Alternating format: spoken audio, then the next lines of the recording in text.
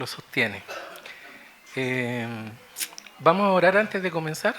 Hoy día tenemos Santa Cena también, así que vamos a orar. Señor, te damos gracias, Padre, gracias por este día. Gracias por tu amor, tu misericordia, Señor.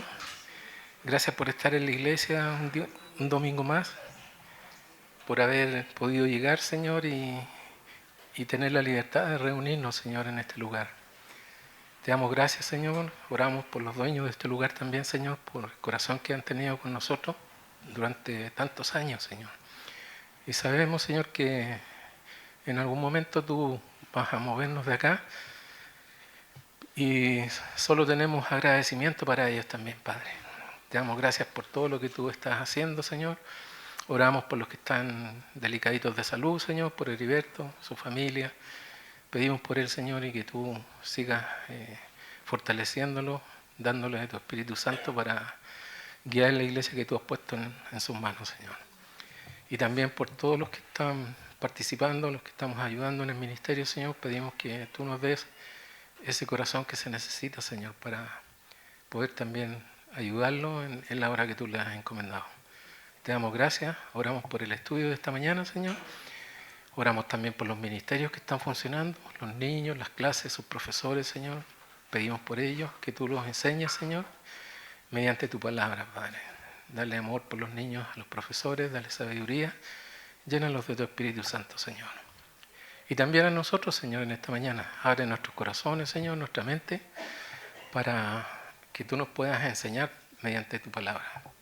Dejamos todo este tiempo en tus manos, Señor. La gente que está cuidando autos, Señor, pedimos por ellos también que tú tengas todo bajo tu mano, Señor. Gracias por todo, Dios. En el nombre de Jesús. Amén. Hoy día nos toca el capítulo 9 y 10 del libro de Primera Samuel. En el último estudio que vimos, el capítulo 8, dejamos, ¿cierto?, al pueblo de Israel pidiéndole a Samuel por un rey, ¿cierto? Un rey como las demás naciones.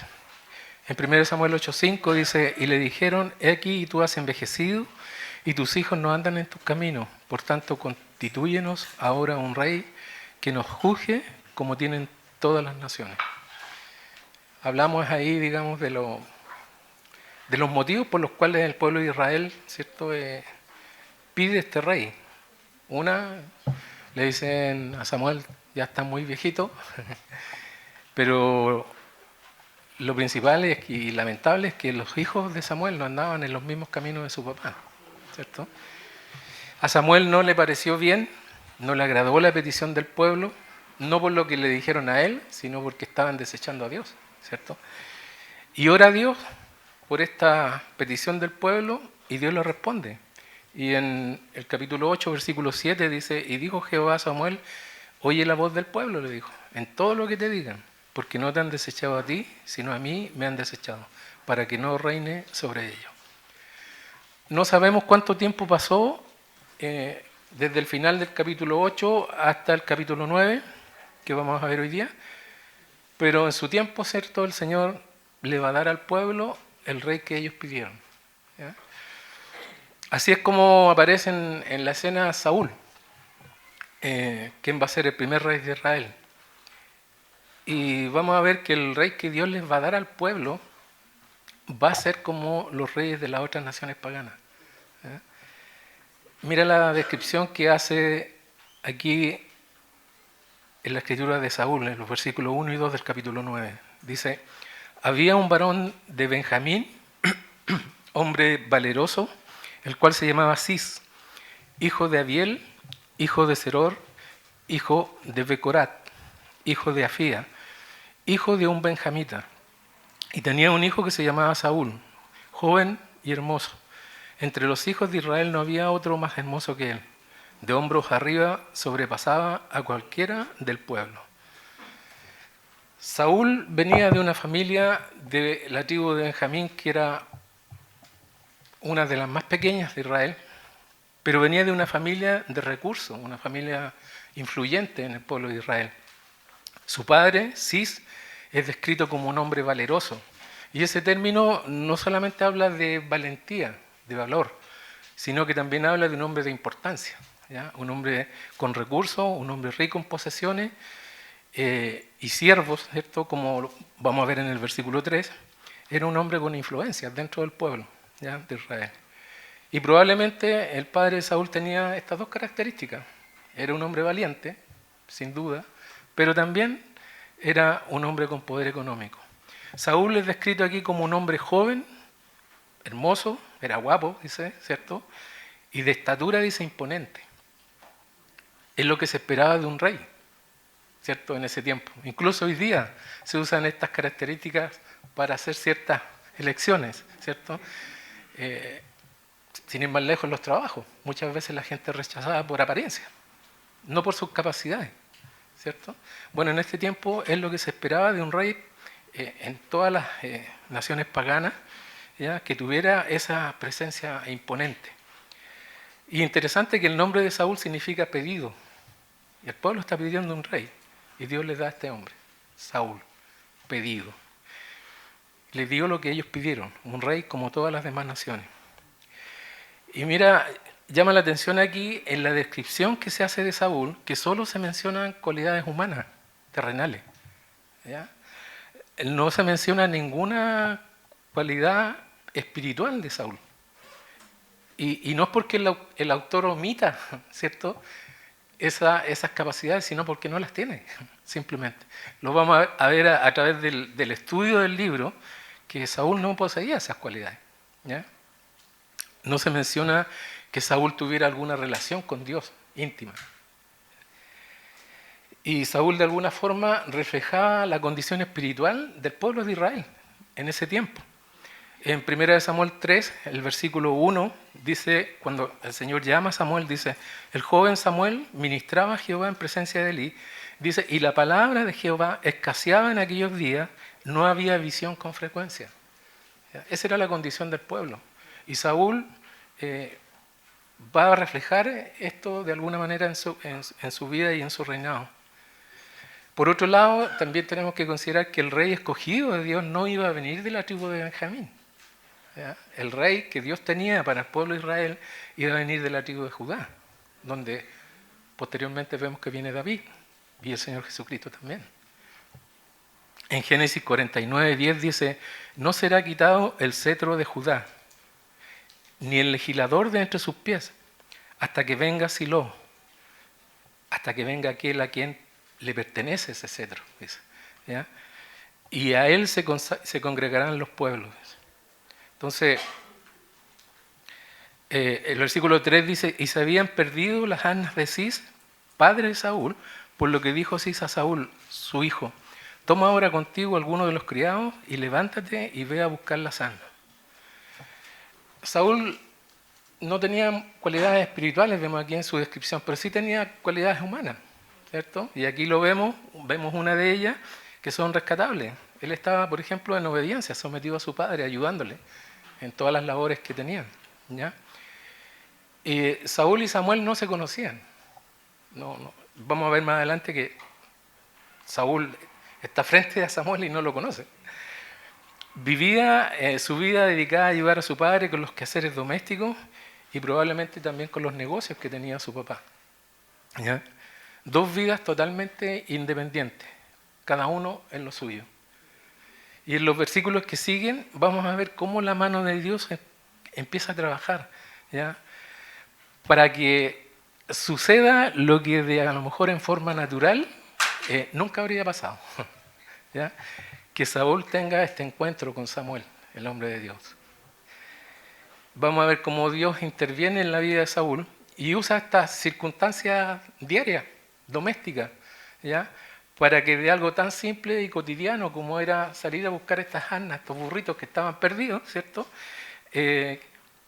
Tenga Saúl un encuentro con el profeta de Dios y finalmente se convierte en el rey de Israel. O sea, cuando uno ve el comienzo de la historia, nunca piensa en ese final.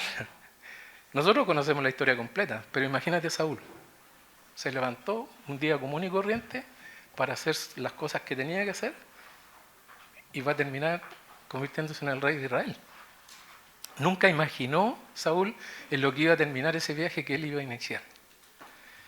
Y es lo que Dios hace cuando llegamos al cristianismo, ¿cierto? Él empieza a trabajar en nuestras vidas y usa muchas veces esas circunstancias diarias, cotidianas, para llevar adelante el propósito que Él tiene con nosotros. Nosotros nos levantamos y no sabemos lo que Dios va a hacer. Como decía el pastor Chuck, es una aventura diaria. No sabemos dónde nos va a llevar o qué nos va a provocar dentro del día que Él tiene en sus planes y nosotros no.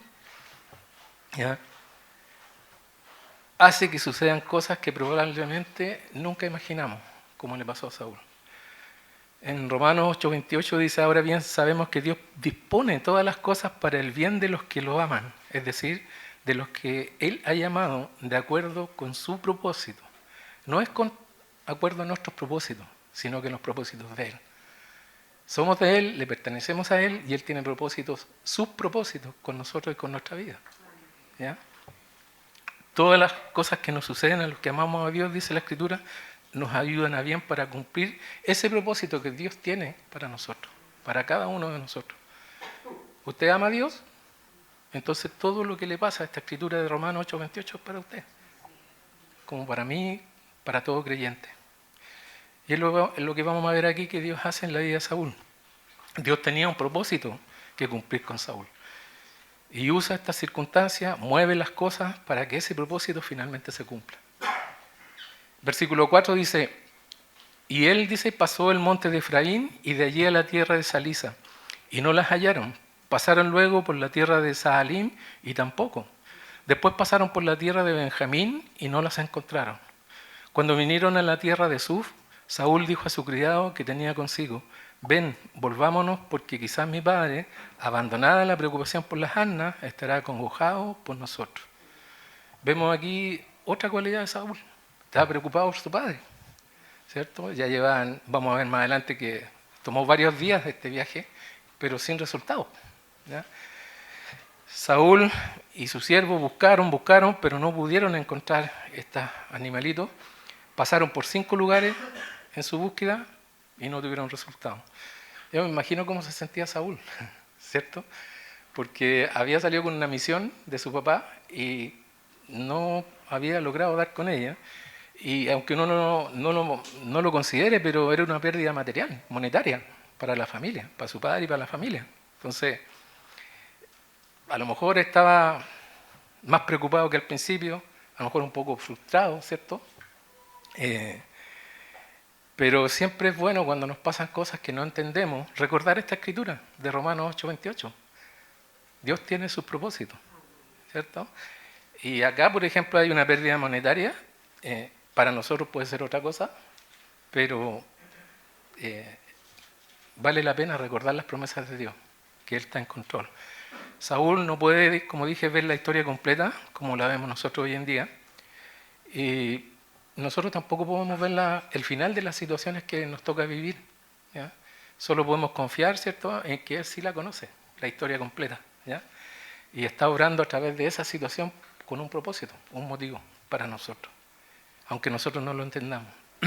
¿Qué hubiera pasado si Saúl encuentra a las asnas, a los burritos? Probablemente se devuelve a su casa y Saúl y Samuel nunca se habrían encontrado. Lo más probable.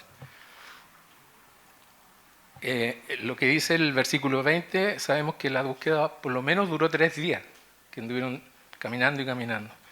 Y es un tiempo bastante largo como para que Saúl se preocupara por su papá, ¿cierto? Tenía ese apego, esa relación con su padre. Y prefirió dejar de buscar las asnas y volver para saber cómo estaba su papá. Tenía sus cualidades el hombre, ¿cierto? No era así tan... Versículo 6 dice: él le respondió, el siervo: he aquí, ahora hay en esta ciudad un varón de Dios, que es hombre insigne. Todo lo que él dice acontece sin falta.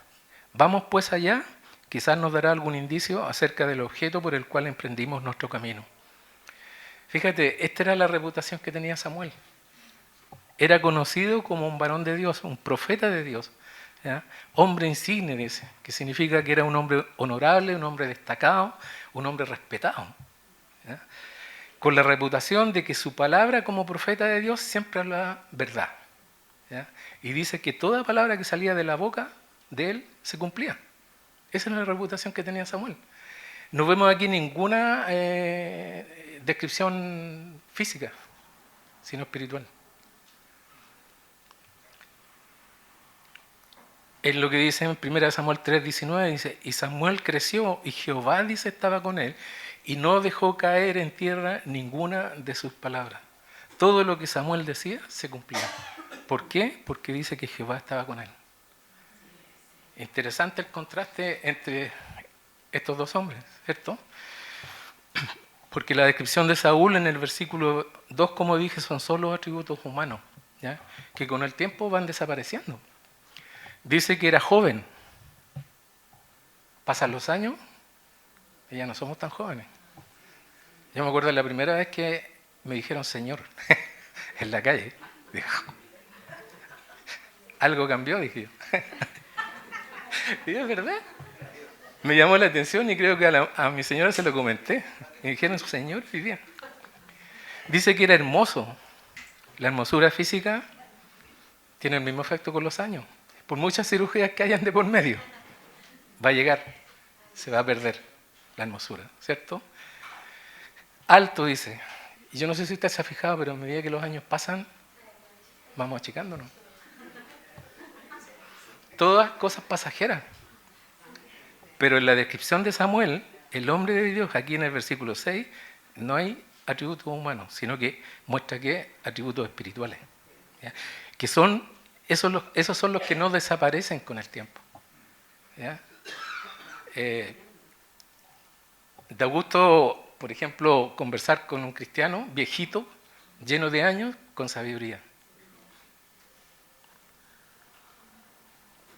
Hay consejos sabios. Se van fortaleciendo, ¿cierto?, estos atributos con el paso del tiempo y con la relación del Señor con esa persona. El siervo de Saúl, que tampoco conocía a Samuel, pero conocía la reputación de Samuel, ¿ya? Y le da un muy buen consejo. ¿Por qué no buscamos la dirección de Dios en todo este asunto? ¿Cierto? Vamos a consultar al hombre de Dios aquí en esta ciudad. Y nosotros normalmente pensamos que el consejo de Dios o la dirección de Dios debe venir de un creyente. Y no siempre es así. Y tenemos ejemplos en la Biblia de que no siempre es así. El rey Ciro, por ejemplo, el rey de Persia, Dios lo usó para liderar a su pueblo. El suegro de Moisés era un sacerdote madianita y aconsejó a Moisés sabiamente. No siempre debe ser así. Y el consejo, el siervo aconseja, ¿cierto?, a Saúl, que le pregunten a Dios por qué. No que le pregunten por qué. ¿Ya? ¿Por qué no podemos encontrar los asnitos, las burritas? ¿Ya? Sino que le dice que le vayan y le pregunten qué deben hacer y hacia dónde debemos ir, dice. Y es lo que nosotros deberíamos preguntarle al Señor cuando estamos pasando por situaciones también. No deberíamos preguntarle ¿por qué me pasa esto a mí? No, sino cuál es el propósito que Dios tiene detrás de lo que estoy pasando y hacia dónde debo caminar para que ese propósito que Él tiene pueda ser cumplido. ¿Ya? Versículo 7 dice, respondió Saúl a su criado, vamos ahora, pero ¿qué llevaremos al varón? Porque el pan de nuestras alforjas ya se ha acabado y no tenemos qué ofrecerle al varón de Dios. ¿Qué tenemos? Entonces volvió el criado a responder a Saúl. Este siervo fue buena ayuda para Saúl. Diciendo, he aquí se halla en mi mano la cuarta parte de un siclo de plata. Esto daré al varón de Dios para que nos declare nuestro camino. Antiguamente en Israel, cualquiera que iba a consultar a Dios decía así, venid y vamos al vidente, porque al que hoy se llama profeta, entonces se le llamaba vidente. Saúl recibe el consejo de su siervo. Vemos aquí otra cualidad de Saúl, escuchaba consejos, ¿cierto? Y Dios usa al siervo para su propósito. Y era la costumbre en ese tiempo que cuando se consultaba al varón de Dios, se le llevara una ofrenda, ¿ya? Y no es que Samuel cobrara por sus servicios, como pasa hoy en día. Hoy día invitan a un pastor a predicar a una iglesia y lo primero que pregunta es cuánto es la ofrenda. En algunos casos, no todos. Pero se se hace mercancía, ¿cierto?, de algo que se debe enseñar entregar como lo entregó el Señor Jesucristo, sin costo. No era aquí que Samuel cobrara por su servicio, sino que era la costumbre, ¿ya?, de llevar una ofrenda cuando se iba a consultar al varón de Dios. Y en este caso, Saúl dice, no tenemos nada para llevarle. Se habían comido todo ya, todos estos días de viaje, pero, sorpresa, el siervo tiene la cuarta parte de un ciclo de plata, que era algo muy pequeño, eran como 3 gramos de plata. Era insignificante comparado con las ofrendas que le llevaban al varón de Dios cuando lo consultaban. Vemos cómo Dios prepara, ¿cierto?, el encuentro entre Saúl y Samuel. Dios interviniendo en situaciones diarias, cotidianas, para cumplir su propósito. Como alguien dijo, Saúl salió a buscar las anas de su padre y Dios salió a buscar un rey para Israel. De la misma manera, como vemos a Dios operando aquí, es como Dios interviene en nuestras acciones diarias, cotidianas, para cumplir su propósito. A veces podemos pensar, y a lo mejor hasta nos enojamos muchas veces, ¿cierto? Nos levantamos, tenemos planificado hacer algo, salimos y algo pasa. Y muchas veces nos molestamos, ¿cierto? Porque no podemos hacer lo que tenemos planificado. Pero ¿qué tal si Dios nos está cuidando de que nos pase algo que Él no quiere que nos suceda? ¿Cierto? Y creo que muchos podemos tener experiencias de ese tipo. Sin ir más lejos, le comentaba a algunos hermanos, yo fui a dar un examen para la licencia de conducir y me rechazaron por la vista. Nunca he tenido problemas por la vista, veo bien, pero tenía glaucoma. Si yo no hubiera ido, lo que me dijo la doctora que me guió, me dijo, esto sigue avanzando y no tiene síntomas. Si tú no hubieras ido y te rechazan, habría seguido hasta que pierdas la vista. Y es irreversible. Pero yo en un momento dije, volver ahí, tomar horas y todo lo demás. Dios trabaja de manera que no entendemos. Pero tiene un propósito bueno detrás de eso. Versículo 10 dice, dijo entonces Saúl a su criado, dices bien, anda, vamos. Y fueron a la ciudad donde estaba el varón de Dios. Y cuando subían por la cuesta de la ciudad, hallaron unas doncellas que salían por agua, a las cuales dijeron, ¿está en este lugar el vidente?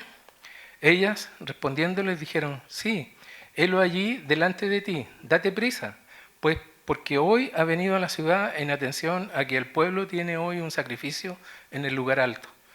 Cuando entréis en la ciudad, la encontraréis luego, antes que suba al lugar alto a comer, pues el pueblo no comerá hasta que él haya llegado, por cuanto él es el que bendice el sacrificio. Después de esto, comen los convidados.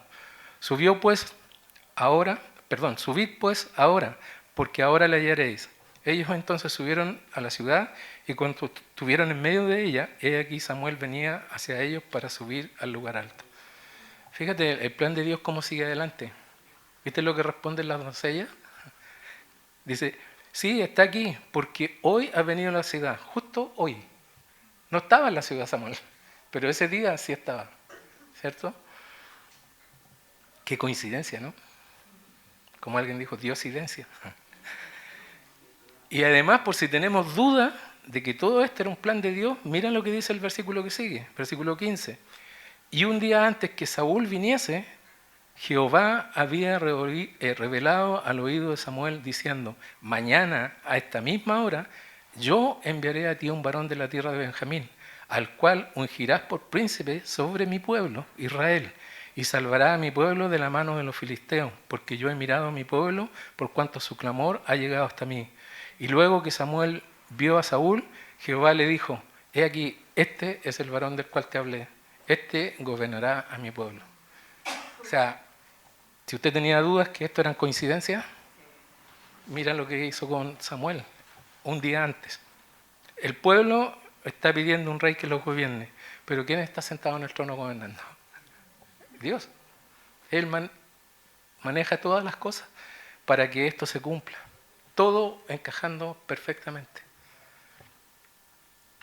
Y vemos también aquí reflejado el amor de Dios, A pesar de que el pueblo está pidiendo, le está dando la espalda a Dios, está pidiendo un rey pagano, un rey como todas las naciones paganas, él sigue llamándolo mi pueblo, mi pueblo. En estos 2 versículos 4 veces dice mi pueblo. Él sigue en control de las cosas que están sucediendo. Samuel, vemos aquí que era un hombre que buscaba a Dios, tenía una relación íntima con el Señor. Y vemos cómo Dios le va revelando a ese siervo su plan. ¿Ya? Le va revelando lo que él está haciendo, paso a paso. No le reveló todo el plan completo al principio, paso a paso. Le va dando lo que él debe hacer. Y así es con nosotros. A veces queremos saber las cosas así, completas de una. No, no funciona. ¿Sabe por qué? Porque no dependeríamos de Dios. Ya sabríamos lo que viene. Pero Él nos lleva paso a paso, guiándonos, en la medida que no podemos escucharlo, para que su plan se vaya cumpliendo. Un plan que Dios inició con estas burritas que se perdieron y que va a llevar al pueblo de Israel a tener su primer rey. Yo no sé qué cuando uno lee esto, qué provoca en usted, pero a mí me da confianza, seguridad y paz también, al ver que Dios tiene el control de todas las cosas, hasta las más mínimas, ¿ya? Y cómo Él las usa para cumplir el propósito en nosotros. Esas son experiencias personales con Dios. Cuando Dios obra en la vida de nosotros, en alguna situación, en alguna circunstancia, nosotros vamos conociendo más cómo Él trabaja, cómo Él es, cómo responde, cómo nos cuida. Proverbios 16:9 dice, el corazón del hombre piensa su camino, mas Jehová endereza sus pasos. Nosotros planificamos, y está bien que planifiquemos, debemos hacerlo, debemos planificar. Pero dentro de los planes o nuestros planes no debemos dejar fuera al Señor. Él debe ser parte de nuestros planes, la parte principal de nuestros planes. Porque finalmente es Él el que está en control. Él guía nuestros pasos, nuestras decisiones, según sus propósitos, no los míos. Y otra certeza que tenemos es que nunca nos va a dejar solos. ¿A usted lo ha abandonado Dios porque tomó una mala decisión? Al contrario, ahí está, siempre. Pablo dice que Él es fiel aunque nosotros seamos infieles. Él va a ser tal como aquí. El pueblo lo está rechazando y Él dice, mi pueblo, mi pueblo. Nunca nos va a dejar solos, siempre va a estar presente y va a ser fiel a sus promesas. El versículo 18 dice, acercándose pues Saúl a Samuel en medio de la puerta, le dijo, te ruego que me enseñes dónde está la casa del vidente. Imagínense, se encuentran cara a cara. Saúl no lo conoce. Samuel respondió a Saúl diciendo, yo soy el vidente. Sube delante de mí al lugar alto y come hoy conmigo. Y por la mañana te despacharé y te descubriré todo lo que está en tu corazón. Y le da un datito, dice, y de las asnas que se perdieron hace ya 3 días, pierde cuidado, le dice de ellas, porque ya se han hallado. Más, ¿para quién es todo lo que hay de codiciable en Israel, sino para ti y para toda la casa de tu padre? Aquí, como dije, Saúl no conocía a Samuel. Y Samuel le dice, yo soy el vidente. Y lo invita primero a subir al lugar alto, ¿cierto? ¿A qué iba? A adorar a Dios. Lo primero que hace lo invita a eso. Vamos. Y luego lo invita a comer, ¿cierto? Comunión con Él. Fíjate cómo empieza a trabajar. Es como trabaja Dios con nosotros, ¿cierto? Adoración, comunión, dirección, enseñanza. Es lo que Samuel va a hacer con Saúl, ¿ya? Y después le dice, mañana cuando te vaya, dice, te voy a acompañar y te voy a descubrir todo lo que está en tu corazón. Y aquí, no sé, pero en nuestro corazón, ¿cómo dice la Escritura que es? Perverso, ¿cierto? Y Dios conoce todo lo que hay en el corazón de cada uno de nosotros. Hasta cosas que nosotros ignoramos que están ahí. Y le dice, te voy a revelar todo lo que está en tu corazón. A mí me darían por lo menos calofrío, yo creo, de escuchar que todo lo que está en mi corazón va a ser revelado. Pero eso es lo que le dice Samuel, ¿ya? Y finalmente le dice, más para quién es todo lo que hay codiciable en Israel, sino para ti y para toda la casa de tu padre. Otra versión dice, ¿quién merece tener lo mejor que hay en Israel? Te lo voy a decir, lo merecen tú y la familia de tu padre. Y vemos aquí cómo Samuel va preparando a Saúl con todas estas cosas que le está diciendo, ¿ya? Para que cuando le tenga que revelar la parte final, Saúl tenga la certeza que esto viene de Dios, ¿ya? Y Saúl aquí se sorprende, ¿cierto? Y mira lo que dice el versículo 21. Saúl respondió y dijo: ¿no soy yo hijo de Benjamín, de la más pequeña de las tribus de Israel? ¿Y mi familia no es la más pequeña de toda la familia de la tribu de Benjamín? ¿Por qué pues me has dicho cosas semejantes? Dice. ¿Quién soy yo? Le dice Saúl. ¿Ya? Otro atributo que vemos aquí de Saúl: humildad. La tribu de Benjamín era en realidad la tribu más pequeña de Israel. Usted puede leer en el libro de Jueces, de los capítulos 19 al 21, por qué era la más pequeña. ¿Ya? Hubo ahí un acontecimiento que llevó a que todas las demás tribus se levantaran en guerra contra la tribu de Benjamín por un pecado feo, muy horroroso que ellos cometieron. Y de esa guerra que hicieron contra esa tribu quedaron 600 hombres. Era la más pequeña. Y de esa tribu venía Saúl. Y aunque la familia de Saúl era una familia pudiente, como vimos en los primeros versículos, ¿cierto? Saúl era humilde y responde de esa forma, humildemente, a la declaración de Samuel. ¿Quién soy yo? Dice, para que me digas esto. Soy hijo de uno de las más pequeñas e insignificantes de las tribus de Israel. Y mi familia es la más pequeña de todas las familias de la tribu de Benjamín. El versículo 22 dice: entonces Samuel tomó a Saúl y a su criado, los introdujo a la sala y les dio lugar a la cabecera de los convidados, que eran unos 30 hombres. Y dijo Samuel al cocinero: trae acá la porción que te di, la cual te dije que guardases aparte. Entonces alzó el cocinero una espaldilla con lo que estaba sobre ella y la puso delante de Saúl.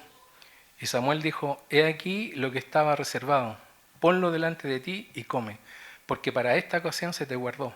Cuando dije: yo he convidado al pueblo, y Saúl comió aquel día con Samuel. Y cuando hubieron descendido del lugar alto de la ciudad, él habló con Saúl en el terrado. Entonces vemos aquí cómo Saúl, de ser un desconocido, como él mismo se declara, ¿cierto?, pasa a un lugar de privilegio, ¿ya? Sentarse a la cabecera de la mesa del anfitrión, de la comida o de la invitación, ¿cierto?, era un privilegio. Era el lugar más honroso, el que se sentaba, y más sentado al lado del profeta de Dios. Junto con honrarlo por el lugar que le da en la mesa, ¿cierto?, le da a Saúl una porción especial de la comida, que era en toda comida que se hacía, ¿cierto?, el que invitaba, ¿cierto?, de alguna forma quería honrar a uno de los invitados, le guardaba una porción especial. Y eso es lo que hace con Saúl.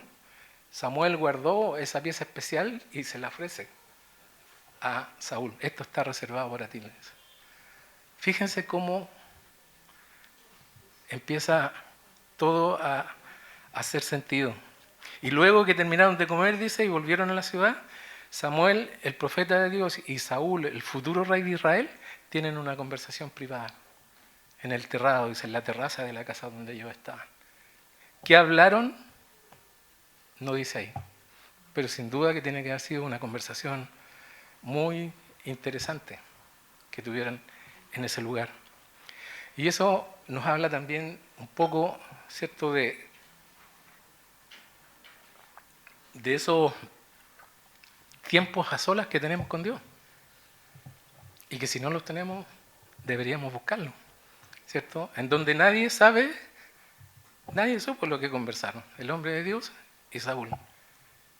Y nadie sabe cuando nos juntamos en ese tiempo privado, ¿cierto?, en un lugar especial a lo mejor que tenemos para conversar con Dios, plantearle nuestras inquietudes, nuestras necesidades, nuestras preocupaciones, nuestros pecados. Y Él nos habla, nos da dirección. ¿Cómo? Por medio de la Escritura. Son los mejores tiempos que vamos a disfrutar, en realidad. Y al día siguiente vuelven a tener una reunión privada. Miren lo que dicen los versículos siguientes. El 26 dice: al otro día madrugaron Y al despuntar el alba, Samuel llamó a Saúl, que estaba en el terrado, y dijo: levántate para que te despida. Luego se levantó Saúl y salieron ambos, él y Samuel. Y descendiendo ellos al extremo de la ciudad, dijo Samuel a Saúl: di al criado que se adelante. Y se adelantó el criado. Nuevamente, tú y yo solos. Mas, espérate un poco para que te declare la palabra de Dios. Samuel le dice a Saúl: tengo un mensaje para ti, de parte de Dios. Versículo 1 del capítulo 10 dice: tomando entonces Samuel una redoma de aceite, la derramó sobre su cabeza y lo besó. Y le dijo: ¿no te ha ungido Jehová por príncipe sobre su pueblo Israel? Fíjate, al Señor, por medio de Samuel, unge en privado a Samuel. No hay nadie más, están solos. Toma esta redoma de aceite y la pone sobre su cabeza. Y lo unge como rey de Israel. Y todos sabemos lo que significa el aceite en la Escritura, ¿cierto? Es simbólico del Espíritu Santo.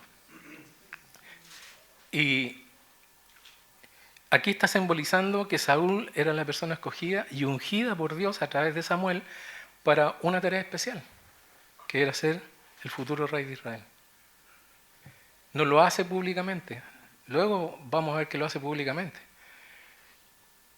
El aceite, como dije, es simbólico del Espíritu Santo. Y Dios derrama aquí su espíritu sobre sobre Saúl. Y dice: ¿no te ha ungido Jehová por príncipe sobre su pueblo Israel? ¿Y qué está haciendo el Señor aquí? Equipando a Saúl para el trabajo que le tiene. Gobernar al pueblo de Israel. Sobre su pueblo, dice. No es tu pueblo, es mi pueblo, dice. Y te voy a poner ahí para que tú lo gobiernes. ¿Cómo tenía que gobernarlo? Vamos a ver que es bajo la ley de Dios. Entonces, vemos aquí cómo Dios obra, cómo Dios prepara. ¿Y sabe usted que nosotros como creyentes tenemos esta misma unción? ¿Sí? Pablo dice, 1 Juan 2:20, el apóstol dice ahí: pero vosotros tenéis la unción del Santo. Usted y yo como creyentes tenemos la misma unción que tuvo Saúl. El Espíritu Santo es el mismo. Y es más, en ese tiempo el Espíritu Santo venía, hacía lo que tenía que hacer y se retiraba. Nosotros lo tenemos siempre. Dice que vive dentro de nosotros. Y como si esto no fuera suficiente, Samuel ahora le va a dar 3 señales a Saúl, mediante las cuales le va a confirmar, ¿cierto?, que todo lo que le ha dicho es palabra de Dios, ¿ya? Y que se va a cumplir tal como él se lo ha declarado. Fíjate. Ahora, cuando uno lee estos versículos que vienen, es impresionante el nivel de detalle que le da Saúl en estas 3 señales, ¿ya? No es algo genérico, como los que predicen el futuro hoy día, ¿cierto? Que llega a la risa muchas veces y la gente le cree. Vamos a ver acá cuán específico es el Señor cuando Él es palabra de Dios que Él está enviando.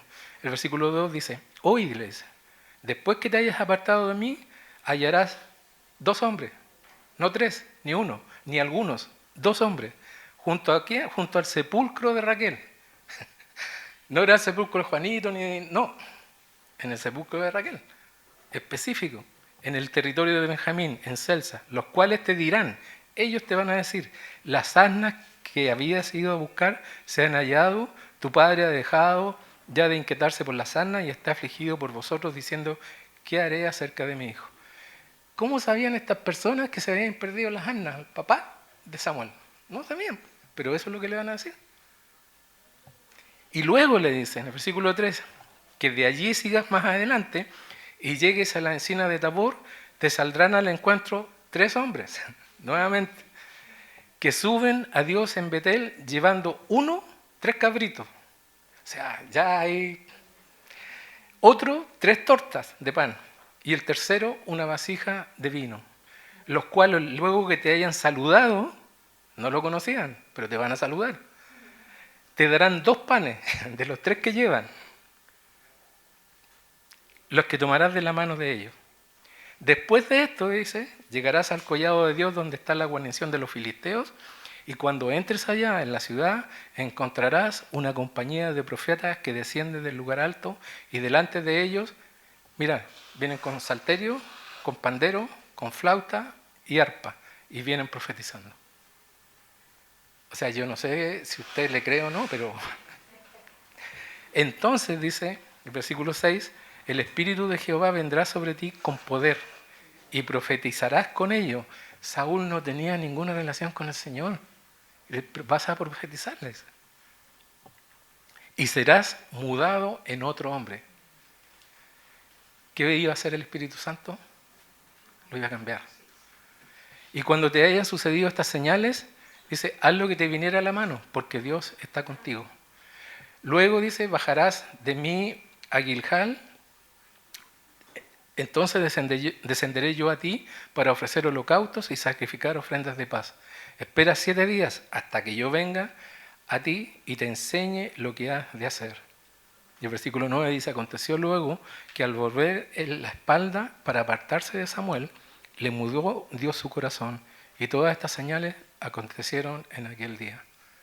O sea, si Saúl tenía dudas, yo creo que con esto Dios le da la seguridad a Saúl mediante estas señales de que tal como se cumplirían estas señales, de la misma forma se iba a cumplir todo lo que Samuel le había dicho. No iba a tener dudas. Y que el Espíritu de Jehová, el Espíritu Santo, vendría sobre él, dice, con poder de Dios. ¿Para qué? Para fortalecerlo, para darle dirección en todo lo que tenía que hacer. Y esa es la misma promesa que tenemos nosotros. En Hechos 1:8 el Señor le da esa promesa a sus discípulos y también a nosotros. Ese mismo Espíritu Santo, el que tiene usted y yo hoy en día. Además, cuando le dice, y serás mudado en otro hombre, serás cambiado en otro hombre, el versículo 9 dice, le mudó el corazón. Eso es algo que solamente Dios puede hacer.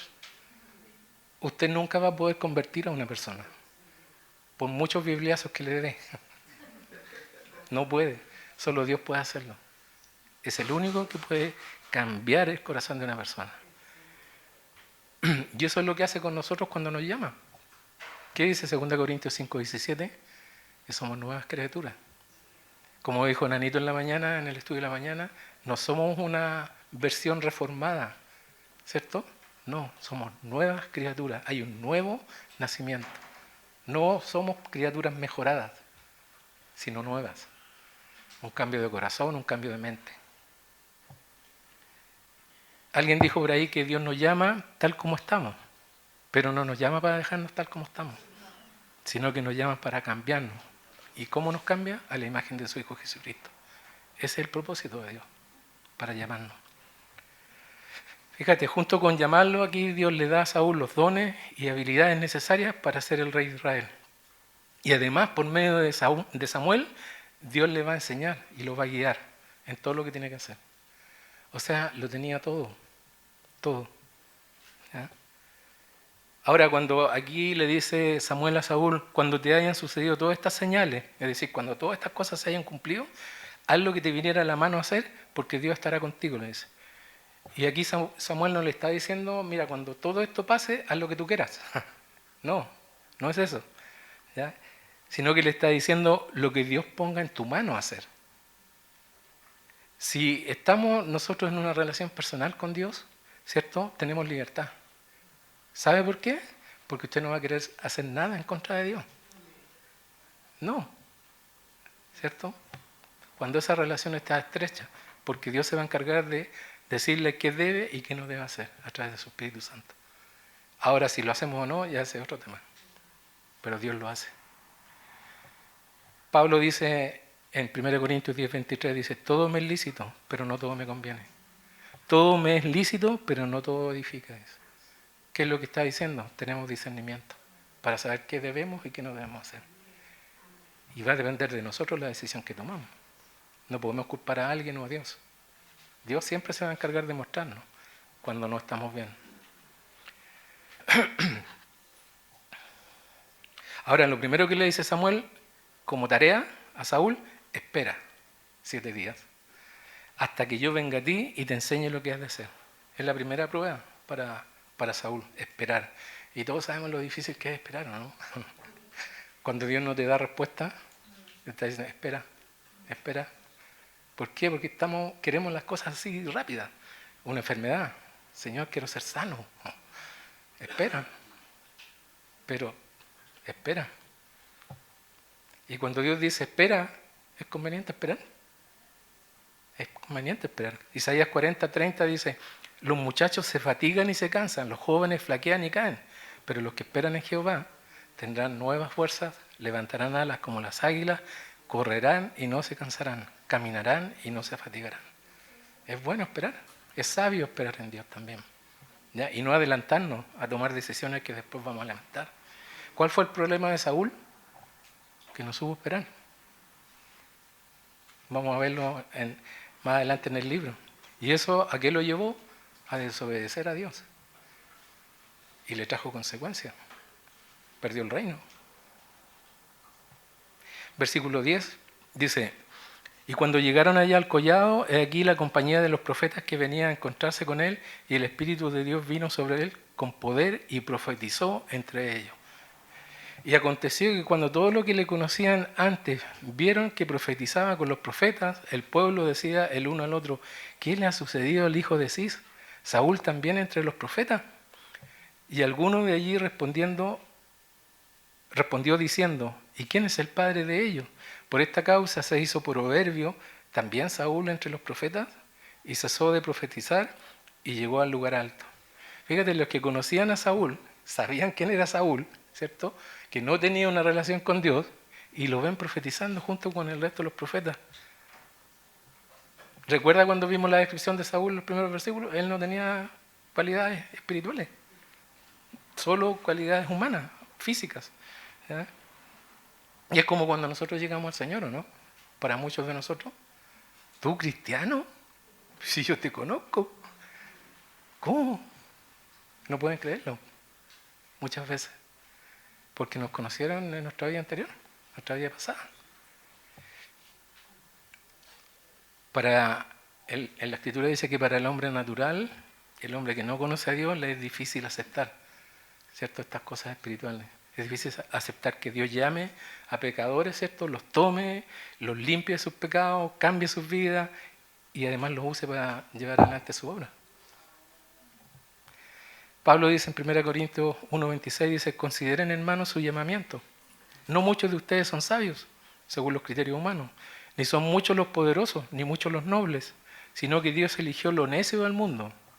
Somos nosotros. Así que cuando alguien le diga necio, gloria a Dios.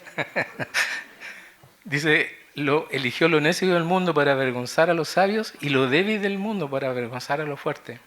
También Dios escogió lo vil del mundo, imagínate, y lo menospreciado y lo que no es para deshacer lo que es, a fin de que nadie pueda jactarse en su presencia. Otra versión dice, en cambio Dios eligió lo que el mundo considera ridículo para avergonzar a los que se creen sabios, y escogió cosas que no tienen poder para avergonzar a los poderosos. ¿Cuántas veces le han dicho ridículo a usted por ser cristiano? ¿Cómo puedes creer esas cosas? Pero Dios nos escogió. Dios tomó a Saúl, un hombre que no tenía aptitudes para ser rey de Israel. Lo transformó, dice, le mudó en otro hombre, dice.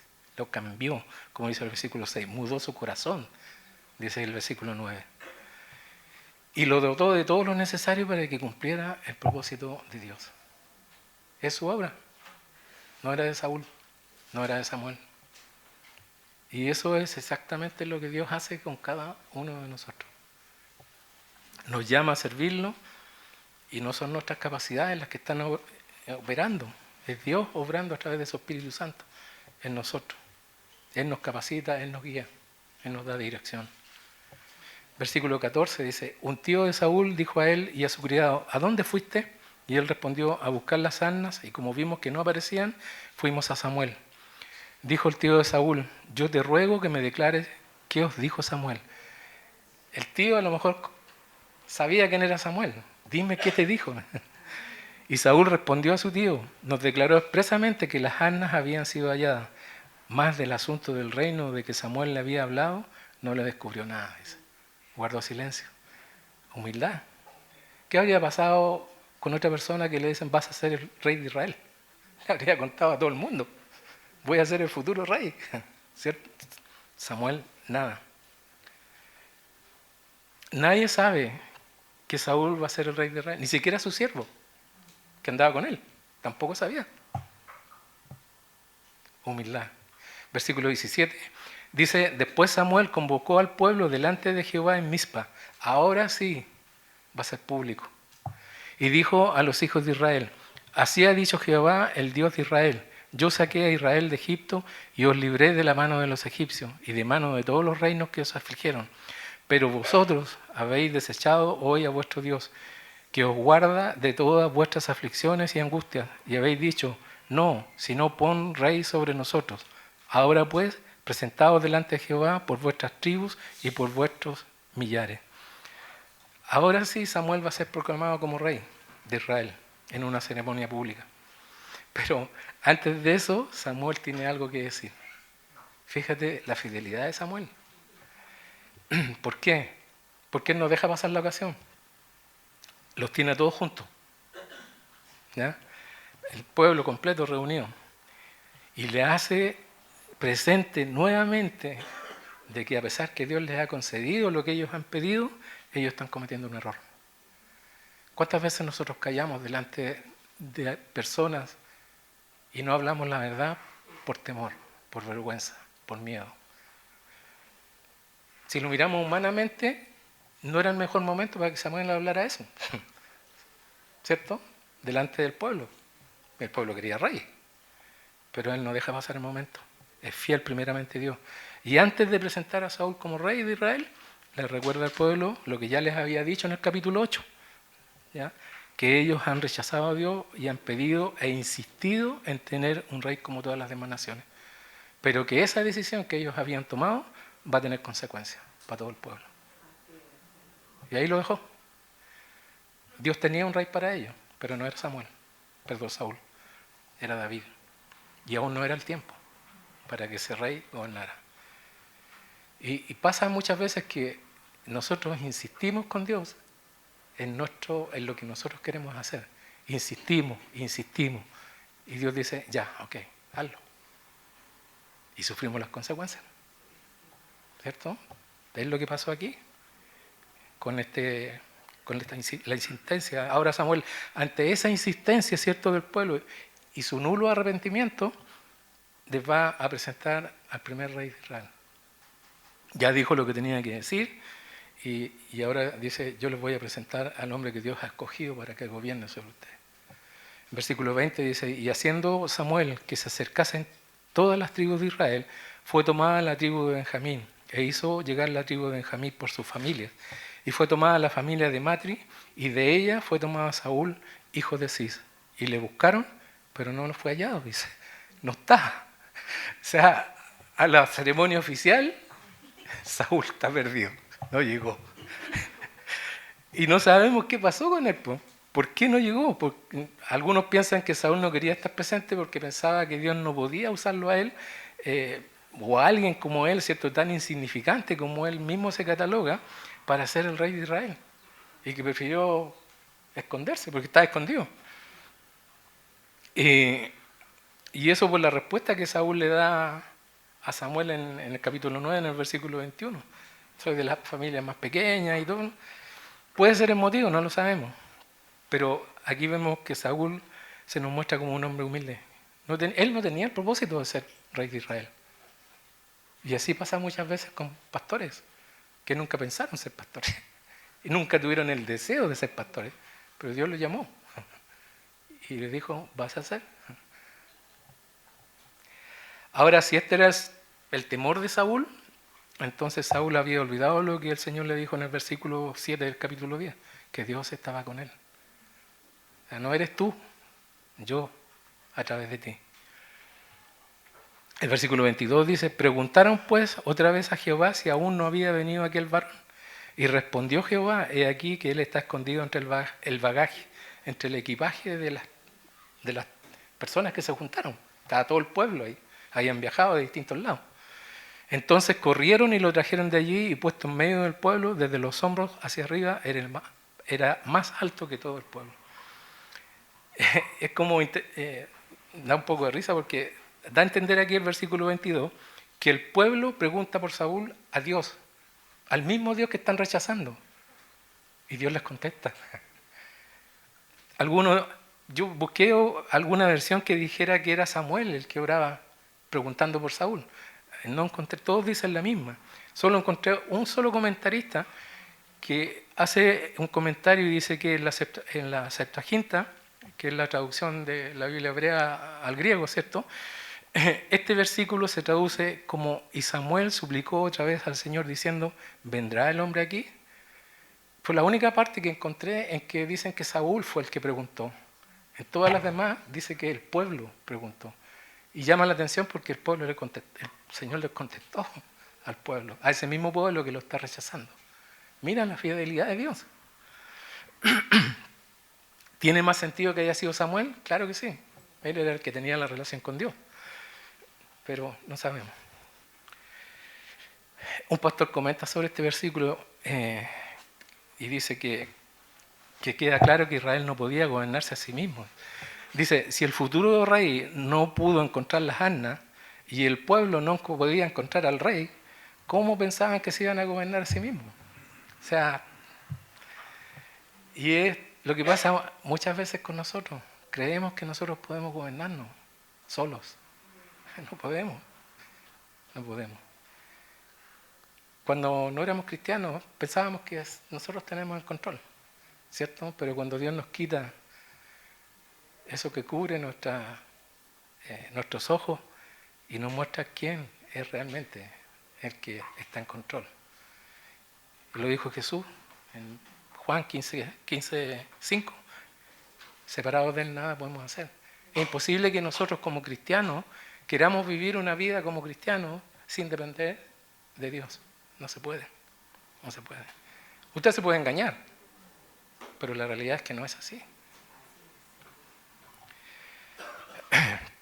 Necesitamos de Dios, necesitamos de su Espíritu Santo, necesitamos del consejo de su palabra para poder vivir esa vida que Él nos pide.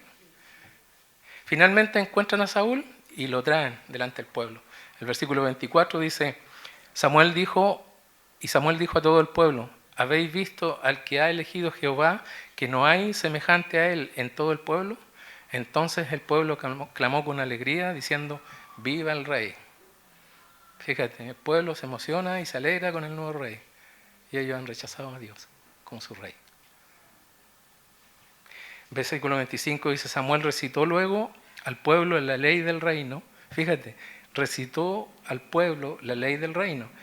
Y las escribió en un libro, el cual guardó delante de Jehová. Vimos en uno de los estudios pasados, ¿cierto?, que Dios sabía que el pueblo iba a tener un rey. ¿Sí? Lo vimos, lo mencionamos. Después que entraran a la tierra prometida. Y Él dejó instrucciones para cuando eso sucediera. Usted lo puede leer en su casa en Deuteronomio 17, del versículo 14 al 20. Ahí están las instrucciones para el rey de Israel, según Dios tenía previsto. ¿Ya? Y es interesante porque el pueblo pidió un rey como todas las demás naciones, pero ese rey dice aquí que tendría que estar bajo la ley de Dios. Y si el rey estaba bajo la ley de Dios, el pueblo también estaba bajo la ley de Dios, porque él estaba gobernando. ¿Quién gobernaba? ¿Seguía gobernando el Señor? Seguía gobernando el Señor bajo su ley. Y es lo que Samuel le está recordando aquí, mediante las leyes del reino. Versículo 26 dice, y envió Samuel a todo el pueblo, cada uno a su casa. Saúl también se fue a su casa en Gabá, y fueron con él, fíjate, los hombres de guerra cuyos corazones Dios había tocado. Pero algunos perversos dijeron, ¿cómo ha de salvar este? O sea, ¿a quién ha salvado este? Y le tuvieron en poco, dice, y no le trajeron presente. Y mira lo que hizo Samuel, mas él disimuló. Saúl, perdón. No nos tomamos cuenta. Fíjate, Dios provee además a este nuevo rey hombres fieles que lo ayuden, que se unen a Él para acompañarlo en esta tarea. ¿Dios te deja solo cuando te da una tarea? No. Pone su Espíritu Santo, pone consejeros, pone gente fiel a tu lado para hacer lo que Él te manda a hacer. Como decimos, abre puertas, cierra puertas. Él hace. Y es lo que hace cuando llama a un pastor. Aquí el pastor de la iglesia es Heriberto, pero Dios ha puesto a su lado gente, ¿cierto?, que pueda ayudarlo en todo lo que Dios le ha encomendado hacer. Y debería ser la oración de todo pastor, que Dios ponga personas junto a él, a las que Dios ha tocado su corazón, porque van a ser personas con la misma visión que Dios le ha dado, que puedan ayudarlo en la hora que Dios lo llamó a hacer. Y también debe ser la oración de los que van a ayudar, que Dios toque el corazón, ¿cierto?, para poder estar en una mente con lo que se va a hacer en ese lugar. Porque estamos hablando de ovejas, estamos hablando de almas, no estamos hablando de otra cosa. Dios ha dado el cuidado de almas por las cuales va a pedir cuenta cuando tengamos que estar presentes en él. Pero como siempre pasa, hay también algunos perversos, como dice aquí el escritor. Y la traducción de esta palabrita perversos aquí es hijos de Belial. Fuerte, ¿eh? ¿A quién llama Belial la Biblia? Satanás, hijos de Satanás. Y es un modismo hebreo que se usaba para referirse a hombres bajos, indignos, dice, o malvados. Y también se usa para referirse a Satanás. Estos hombres, dice, que menospreciaron al nuevo rey. Dicen, ¿cómo nos va a salvar este? Dice. Y no le trajeron presentes, que era una forma de presentar su respeto al nuevo rey. No lo hicieron. Ahora, muchos hicieron lo mismo con Jesús, ¿recuerdan? Pero si este hijo es carpintero. Y siguen haciéndolo hasta el día de hoy, menospreciando a nuestro Señor. Pero Saúl, humilde como es, dice, él disimuló. Ahora, es interesante, él no tomó en cuenta el desaire de estos hombres. Pero vamos a ver más adelante en el capítulo 11, que nos toca la próxima semana, que él tuvo la oportunidad de vengarse de estos hombres. Y no lo hizo. Pero eso es la próxima semana. Entonces, para terminar, vemos aquí a Saúl, un hombre que vemos a través del relato de la Escritura, que lo tuvo todo para ser un buen rey, todo. Fue ungido por Dios a través del Espíritu Santo para ser rey, tuvo la ayuda y la guía de Samuel, un hombre de Dios, profeta de Dios, desde el primer día. Lo tuvo todo, pero se olvidó de lo más importante, se olvidó de Dios y desobedeció la palabra de Dios y terminó mal. Nosotros, los que conocemos la Escritura, que conocemos la palabra de Dios, tenemos mayor responsabilidad. Y el juicio va a ser más severo, dice la Escritura, para aquellos que conocen más. Porque sabemos lo que tenemos que hacer, y si no lo hacemos, tenemos más responsabilidad que aquel que no la conoce. Vemos aquí, como dije, el contraste entre la vida de estos dos hombres. El profeta de Dios, Samuel, y Saúl, el primer rey de Israel. Alguien dijo que la vida cristiana es una carrera, que no solamente es importante comenzarla bien, sino que correrla bien, ¿sí? Aguantando, perseverando, mientras esta carrera dura, para poder mantenernos en la carrera, ¿ya? Porque no es una carrera larga, es una maratón que dura toda la vida. No podemos descuidarnos. Y lo más importante es cómo la terminamos. Terminarla bien y no quedar botado a mitad camino. Eso es lo importante. No es tan solo como empezamos. Usted ha visto de repente personas que son, algunos le dan, ¿cómo se llaman estos? Fuegos artificiales que parten súper lindos y desaparecen. No, mantenerse en la carrera. Pablo es un ejemplo para nosotros de cómo debemos correr esta carrera. En Hechos 20, 24 dice, pero de ninguna cosa hago caso, dice, ni estimo preciosa mi vida para mí mismo, con tal que acabe mi carrera con gozo y el ministerio que recibí del Señor Jesús para dar testimonio del Evangelio de la gracia de Dios. Ese era su foco. Lo demás es secundario. Esto es lo importante, dicen. Y al final de su vida pudo decir, porque ya estoy para ser sacrificado y el tiempo de mi partida está cercano. Fíjate lo que dice, he peleado la buena batalla, he acabado la carrera, he guardado la fe. Por lo demás, me está guardada la corona de justicia, la cual me dará el Señor, juez justo en aquel día, y no solo a mí, dice, sino también a todos los que aman su venida. Saúl inició bien la carrera, pero la terminó mal. Que Dios nos ayude a correr una buena carrera, de buena manera, y podamos llegar a la meta, ¿ya?, de la forma que lo hizo el apóstol Pablo, y recibir esa corona que Dios tiene preparada para todos nosotros, dice, los que amamos su venida. Vamos a orar. Señor, te damos gracias, Padre. Gracias por este tiempo, gracias por tu palabra, Señor.